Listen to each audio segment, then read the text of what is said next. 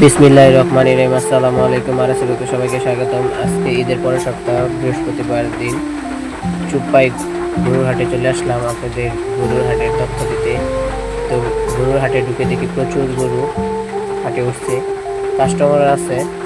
তো এই হাটটির সবচেয়ে ভালো দিক হচ্ছে আপনার গাছের তলে হাটটি, রোদ উঠলেও গাছের মধ্যে জিরানো যায়। তো হাটের প্রথমে একটা দোকান দেখলাম, কাঁচি, দড়ি, তারপর গরুর বিভিন্ন মালামাল বিক্রি করা হয়। যাদের প্রয়োজন তারা এখান থেকে নিতে পারেন।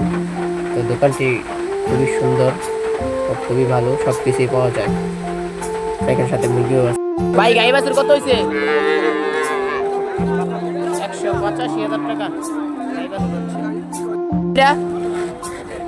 75,000 টাকা।